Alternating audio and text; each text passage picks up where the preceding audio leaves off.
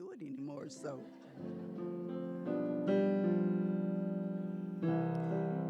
At last ended my Savior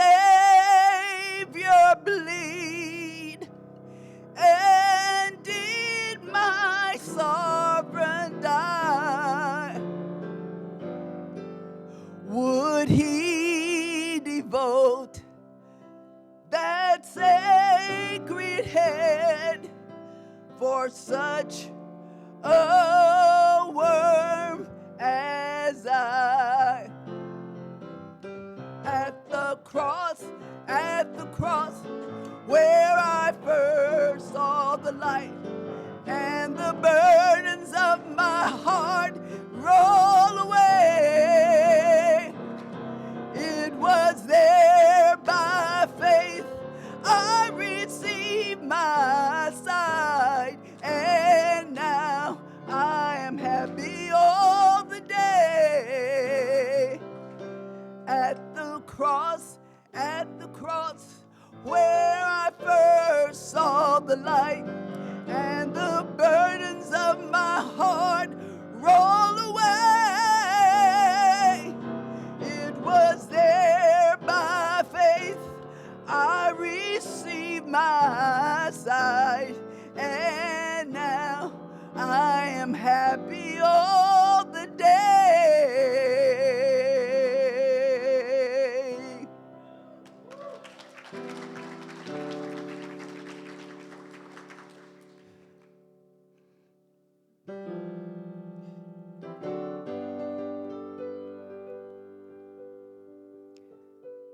Great is thy faithfulness, O God my Father.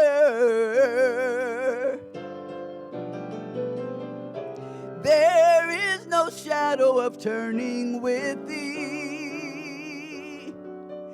Thou changest not thy compassions, they fail not. As thou hast been, thy forever will be. Summer and winter, springtime and harvest, sun, moon, and stars in their courses above, strength joined with all nature in manifold witness to thy great faithfulness, mercy, and love. Great is thy faithfulness. Great is thy faithfulness. And every time I wake up in the morning, new mercies I see. All I have needed, thine hand has provided. Great is thy faithfulness, Lord, unto me. Pardon for sin and a peace that endureth. Thine own dear presence to cheer and to guide. You give me strength for today and bright hope for tomorrow. Blessings are mine and 10,000 beside. Great is thy faithfulness. Great is thy faithfulness. Every time I wake up in the morning, new mercies I see. All I have needed, thy hand hast always provided. Great is thy faithfulness. Great is thy faithfulness. Great is thy faithfulness, Lord,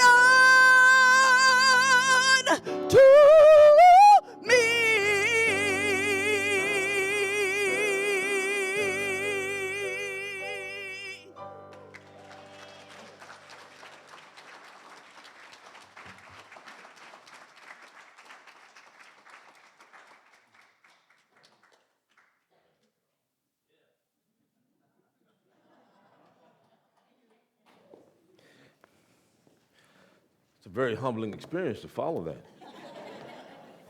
I told your pastor this morning, I said, she must really like you. Because she doesn't really do that anymore. So thank you, sweetie. Father, I'm grateful to you for this day. Thank you for the rain that is able to wash our land, and for the farmers who need the water, the privilege of being with Pastors Tom and Linda, and for the testimony that their lives give, not just to this fellowship, but to the kingdom of God. And I pray that you grace our words with your holy, holy presence, and we give you praise in Jesus' name. Amen. So this is my first time to thank you as a church for all the giving that you have given. Every now and then there is a crisis, whether it be fire or something that your pastor will hear of, and Pastor Tom will call me and he says, our people have some resources that they would like to give to help somebody. You have any names? I said, well, actually, I got 13 grandkids. We don't have to go any further, you know. But I sincerely, you have blessed so many pastors that you don't even know about. And I was telling my son walking in, I said, now for this pastor, I said, I'd probably try to rearrange my schedule any way I can to come hang out with him. I said, he's been so good to so many of our pastors. And so Pastor Tom and Pastor Linda, thank you so much. I wanted to, first thing I have on my thing to say this morning is I want to thank you and all of you wonderful people for your contributions to help pastors that you won't know until you get to heaven what you've done for them. So thank you for your generosity very much. That day, and our oldest child is here with his wife, Royce, and Jeanette are here with my wife and I. And they have given us 4 grandchildren. My other son has given us 4 grandchildren with a set of twins. And then our daughter has given us 5 grandchildren. And all that simply means is I'm broke most of the time. But those of you that are grandparents know that's a pretty nice broke to be. And I'm just grateful that they're here this morning. I know you have a prayer list, so I'm going to tell you, my son has to go for brain surgery on the 31st of this month. He has what's called moya, which is a restriction of the vessels, and they close up, and they've already done surgery on one side. They're going to have to do surgery on the other side. And so I really covered your prayers. His name is Royce. And then really pray for his wife. The men in my family, we really are wimps. When we get sick or surgery, first time I got sick years ago, married to my wife, and I was, walking around. I wanted her to recognize that I was not.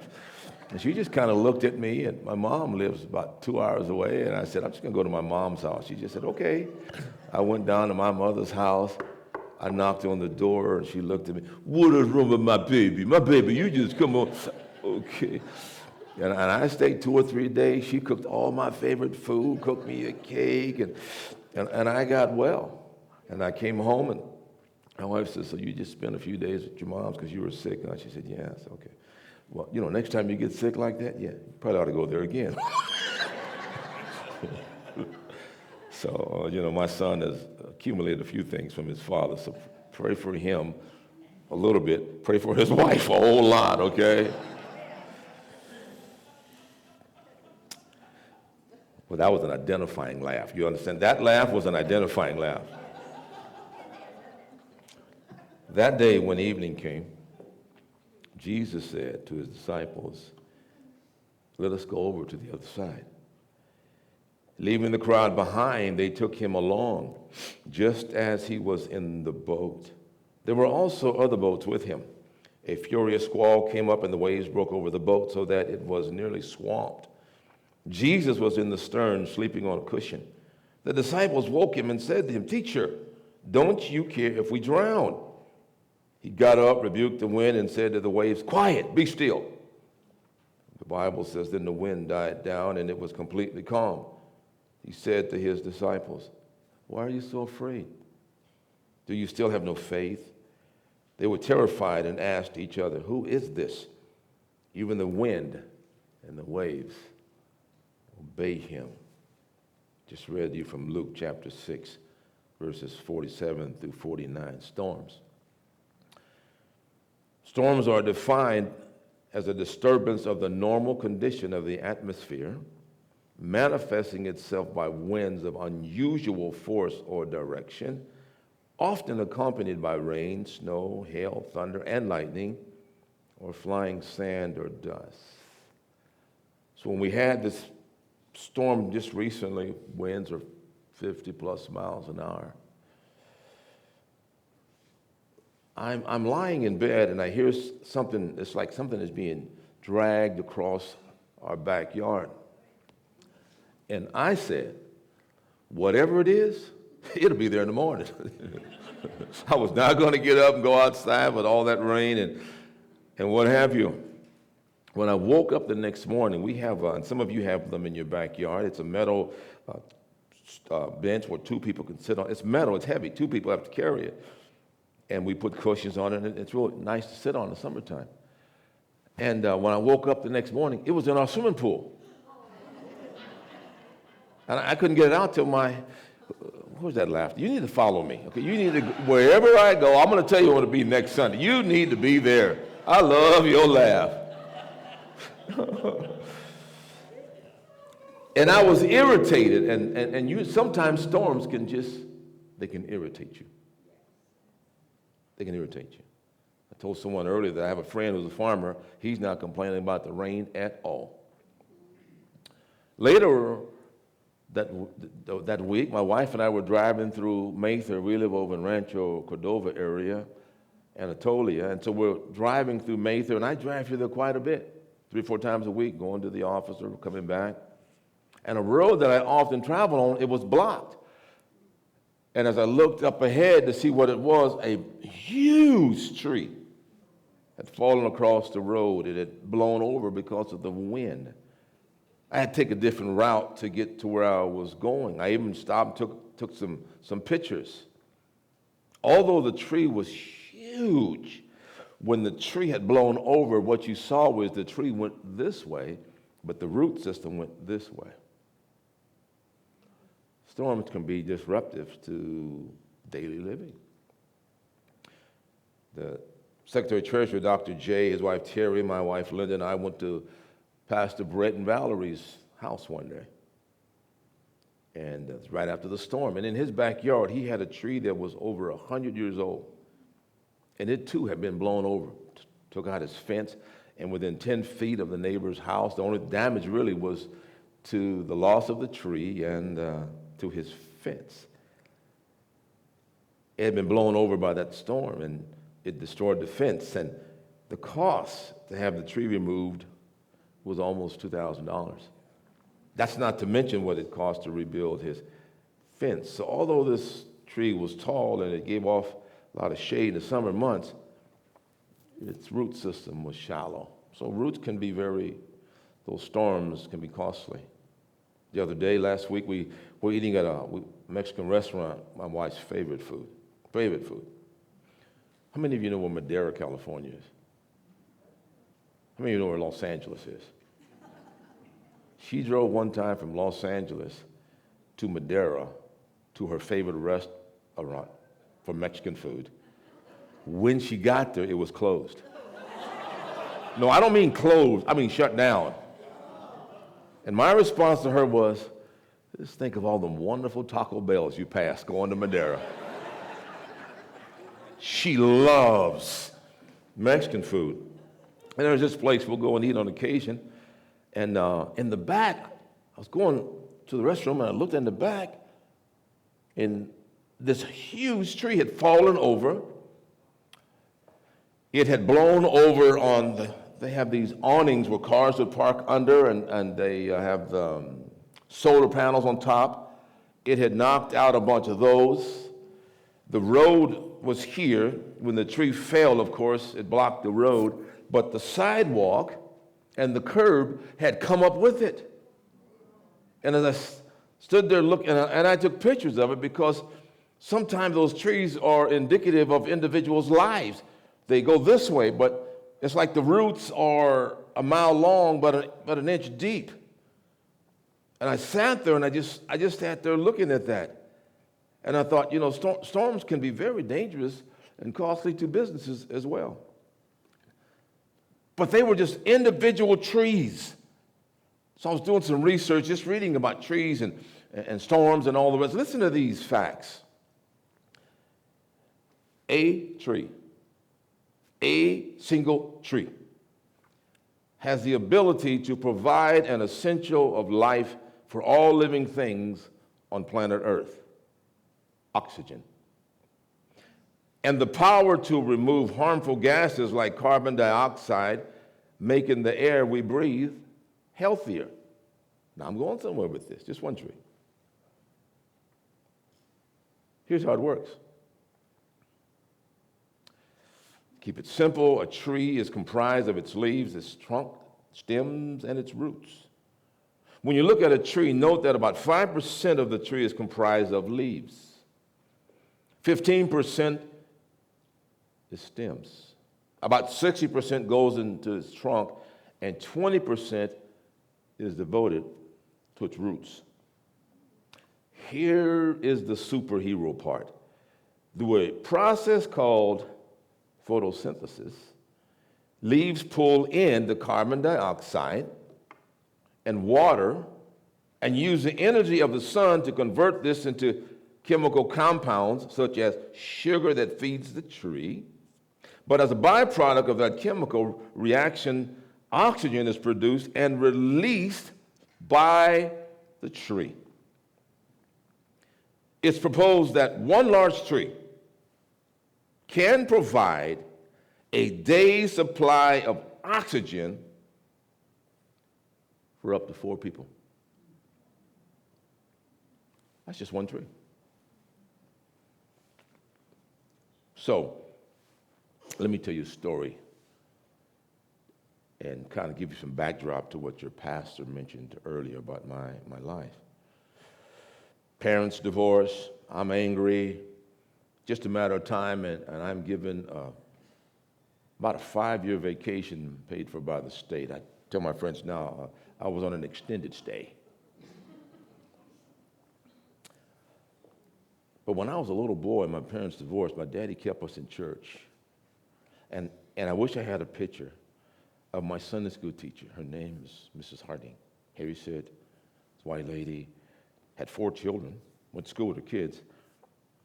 But every Sunday, I'm 8 years old, she was our teacher. She taught us a song. Some of you will know the song. A sunbeam, Jesus wants me for a sunbeam. A sunbeam, I'll be a sunbeam for him. And then we had like a sunbeam. So one day I'm cleaning up my hotel room on my extended stay.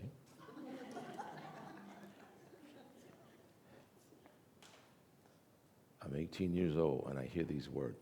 I've been in church a long time. Me and God, we kind of had a divorce.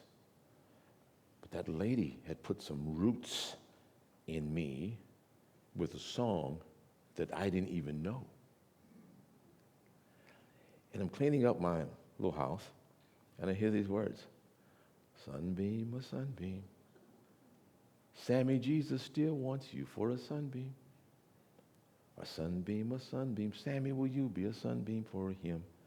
And I had the propensity to do this, but I thought, if one of my caretakers walked by and saw me like this, that would not be nice.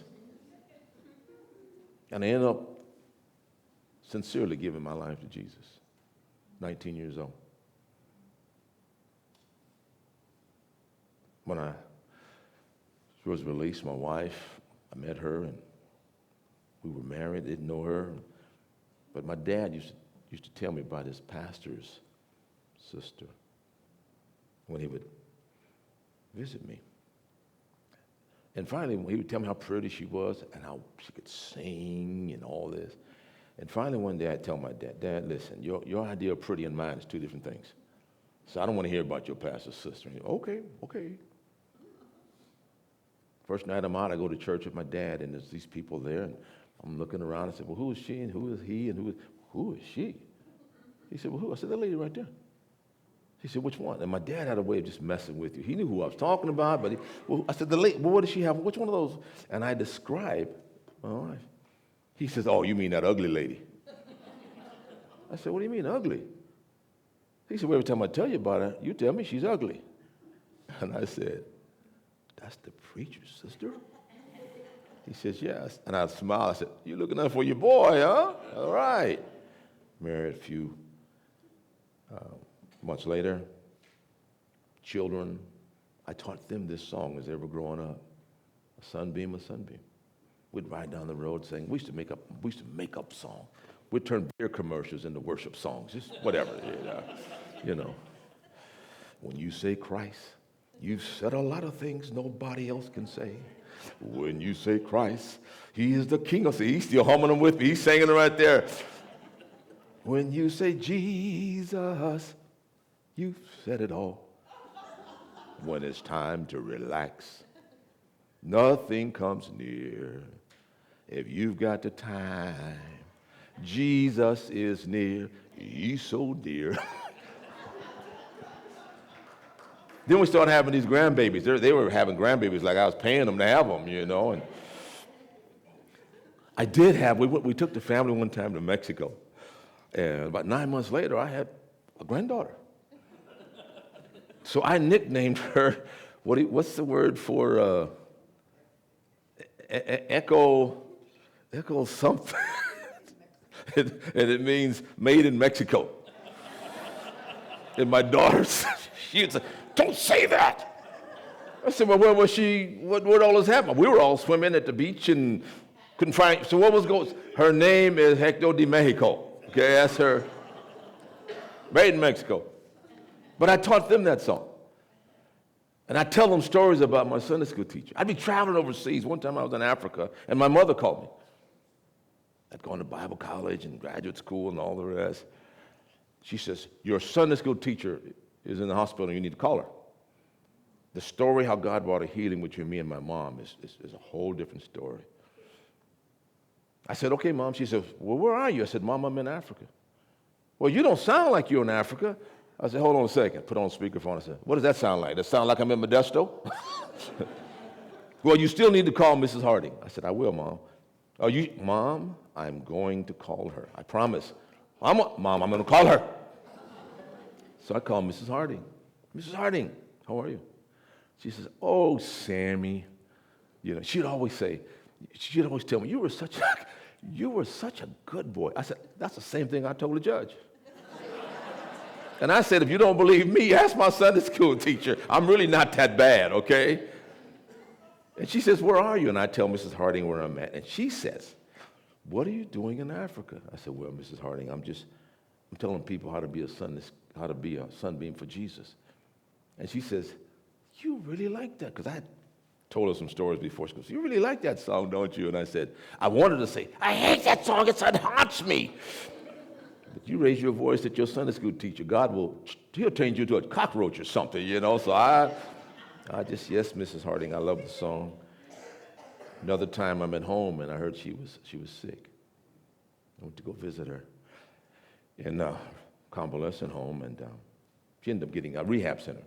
But when I walked in, I had a pastor with me. I said, you just stay outside. You don't have to come in. I'll be right out. It won't be long. And I walk in, I stand behind her, and I started singing, a sunbeam, Jesus wants you. And when I leave, my pastor friend says, what did you tell that lady? I said, what do you mean, what did I tell her? He says, you should have seen the look on her face. I have no idea what you were saying. She lit up like a Christmas tree. So one day I'm with my grandchildren, years go by, and I said, would you guys like to meet my Sunday school teacher? Yeah. So I piled my 7 oldest in my vehicle. I had a Tahoe or something. And we drive down to Livingston to see about an hour and a half or so away.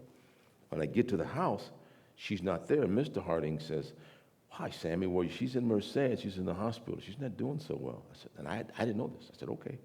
So I'm driving down to Merced. I called my older brother. He was in the Sunday school class as well. And I said, I'm on my way to the hospital to visit our Sunday school teacher. My brother, who was not living for the Lord, he says, I'll meet you there. So we get to the hospital. We walk in the room, and Mrs. Harding is laid out. She's got tubes everywhere. And I lean over, and I said, Mrs. Harding, this is your Sunday school boy, Sammy. And I kiss on the forehead, I kiss on the cheek, I kiss on the nose, I kiss on the chin. And I said, I want to introduce you to some people. And I started introducing my granddaughters and my grandson to my Sunday school teacher. And they got such tender heart. I just mentioned her, this is Samantha. They're just crying. I said, and they've come to sing you a special song. And my grandkids, they start singing, a sunbeam. Jesus, and she just, and all of a sudden she says, she never opened her eyes. And how many kids you got in this room, Sammy? And I didn't say anything. But I looked at my brother. Crocodile tears. And he's laughing because you'd have to know my brother, Uncle Buddy. And all of a sudden I thought, it's not the song. My wife can sing. My grandbabies, Pastor Tom, they couldn't carry a note in a bucket. There's a couple of them, they'll give it their best shot. And I said, why is he, all this is rapid fire. Why is he crying so much? And then I realized, I looked at his lips and he's like this. And I said, she put some roots in him. She cursed him just like she cursed me with that song. I got ready to leave and kissed her again and thanked her for being my Sunday school teacher, for putting those roots in me. And she went home to be with the Lord. And my grandchildren, Taylor, they were mad at me when they found out I went to her funeral. I said, why are you mad at me? Because we wanted to go. I said, you never got to meet her. But Dad, Papa, she was your Sunday school teacher. She's the reason you are who you are. We wanted to go to her funeral. And I had to apologize to them for not taking them out of school and to go visit her or be at her service. There's different kinds of storms in life. The real question is always, are you ready for the storm? Jesus and his disciples, they get in this boat and they're afraid. They're petrified. So was I. But that one song, a loving father, a Sunday school teacher who would teach me a song that would go so deep in my soul that at the craziest time of my life, said, I know about God. The song came back to my mind. So let me see if I can wrap this up. Here's some things you ought to remember when you're in a storm. Remember the promises of God. See, God says to his disciples, we're going to the other side. There's some promises that I know God has made to some of you in this room. He's made some promises to you about your children, your grandchildren, and maybe your great-grandchildren. Hold him to those promises. My dad never gave up on me. I don't care how bad I became. My grandfather was the first black deputy sheriff in the county down there in Merced. He didn't give up on me. Just kept believing that God was going to do. Don't ever forget the promises of God. I'll never leave you. He says, I'll never forsake you. He says, I'll be with you until the end. He's with you. Sometimes I think the older I get, just turned 69, that sometimes I have to remind myself he's with me. He's with me. Here's something else. Remember to keep your eyes on the captain. They took their eyes off. Jesus never left the boat. He's right there with them. He's with you. And some of you, you have a root system. To tap into those roots. I was traveling with a man one time named Dan on his boat going to San Francisco, and we got out in the middle of that bay and the water got all crazy. And I panicked. I really did. I thought about putting on a life preserver and jumping in the water because at least I thought I could survive that. But I had never been in anything like this before. But then you know what I did? I just looked at Dan. He was walking around, smiling, whistling, and I said to myself, This is his boat. And if he's not going to panic, I'm not going to panic. And all of a sudden, it's peace. I just want you to know that whatever storm you're going to face, that the peace of Jesus, he'll rest with you. Remember that it's temporary. All storms are temporary. Even the storm of life is temporary. But the most important thing to remember is this. As you read the story that I've read to you, it says there were other ships with them. Remember, as you travel through this thing called life, there are other boats traveling with you. There was a song in the 70s by Sly and the Family of Stone that says, somebody's watching you. And normally it's the people that you don't even think. You live in a very beautiful community with some very wonderful people, and some of them are watching you. They're watching you when you go through crises. They're watching you when the storms of life come towards you. And you don't even know how they are deriving strength from your ability to hang in there, because they don't know you're hanging in there maybe by your nails because of the presence and the power of the Holy One of Israel. Because he said, I'll never leave you. I'll never forsake you. There were other boats with them, and I'm telling you, there were other boats watching, traveling with you, children, grandchildren. If one tree can provide enough oxygen for up to 4 people per day, how many lives can you and I touch with Christ's love, giving to them the very life they long for? Maybe it's just a smile. I met a lady, worked with her before, and she said she came to Jesus because a priest smiled at her. And she would tell you, you have no idea the power of a smile. So maybe it's a smile. Maybe it's just a listening ear. Maybe a gentle touch. Maybe the way you say thank you. Maybe it's the way you laugh. Maybe it's a kind word. Or maybe it's keeping your opinion to yourself. Can I tell you one of the lessons of life I learned early on as I got older and started learning about politics? I used to meet with some politicians in Sacramento for years. I have 2 buzzers on my phone that go off. One goes off at 1:50.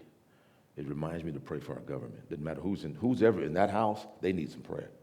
They need some prayer. But I could listen to you, give me your opinion on whatever you want. One of my best friends, we were at his wife's 70th birthday party yesterday. We have traveled the world. We buried our parents. We've gone on cruises. But the first day he met me, I was preaching, and he's at the back door. I'm at the back door shaking hands, and he wanted me to know that he totally disagreed with what I'd said. I said, what do you believe? He told me. I said, well, you probably ought to live that. And I walked off. Now, a few weeks later, he came back. He says, you messed me up. I said, what do you mean I messed you up? I didn't even know the guy's name. And he reminded me of the last conversation we had. I said, so you wanted to debate, didn't you? Well, yeah. And you were going to try to get me to believe what you believe, right? He says, yeah. And if I hadn't, we were going to argue, right? He says, probably so. And then you wouldn't be here, right? He says, right. I said, so tell me one more time, what do you believe? He told me again. I said, so here's my answer again. Why don't you live what you live and believe? I'll live what I live and believe in. Call it a day. He became an elder in the church. He's one of my prayer partners that comes to our home once a quarter to pray with me. He wanted to go with me one time to the governor's prayer breakfast, and I took him, and he says, I'd like to say something to the governor. Well, I'd been there enough times. I knew what to do, and I said, just follow me. We get to the governor. I said, Governor, my friend, I'd like to say something to you. He looks at the governor of the state of California, and he says, just want you to know I didn't vote for you.